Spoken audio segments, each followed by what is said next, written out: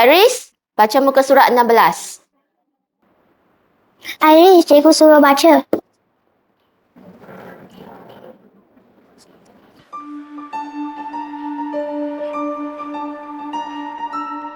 Kenapa tak baca? Tak sihat ke? Tak apalah. Duduk. Hai, ke depan buat soalan ni.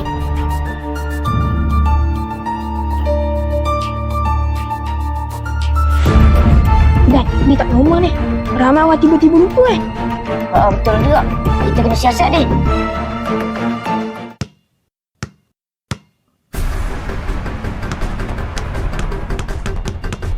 Ha, tu dia. Kejar.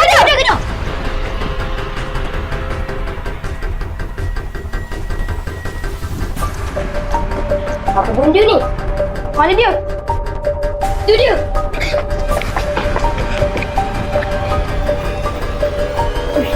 Ada lagi. Kejar dia. Tu.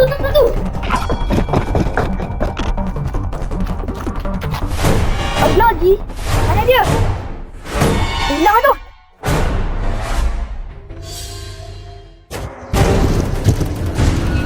Mana kau nak pergi?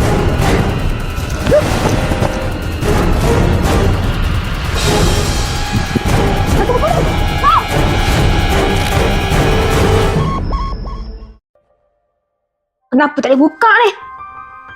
Tengok tu. Ada katil laluan. Ni apa ni? Ni mesti clue untuk buka katil laluan. Dilafaz bersama menjadi asas negara. Hitung bilangannya. Dilafaz bersama? Asas negara? Dekat perhimpunan? Hukum negara?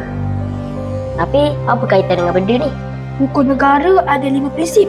Jadi, rukun pertama dah 5. Sifat tekun. Sinoninya kunci kejayaan. Kira hurufnya. Apa benda ni? Tak tahulah. Aku rasa kena cari kamus. Jom lah. Tekun. Rajin. Rajin. R-A-J-I-N. Jadi, jawapannya 5. Tanpa asas ini, hijau tidak bernyawa. Berapakah keperluannya?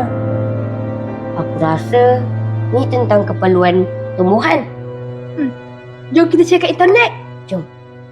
Keperluan tumbuhan. Ada air, cahaya, matahari, udara dan tanah. Jadi jawapannya 4. 5. 4.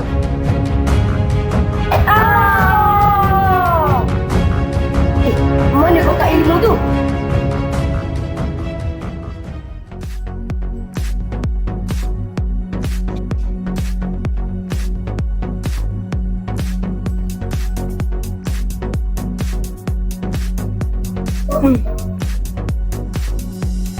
Nampaknya kawan-kawan kita dah jadi normal.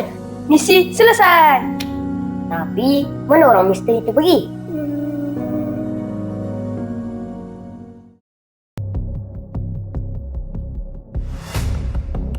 Teknologi bukan untuk menanaikan, tetapi untuk membina.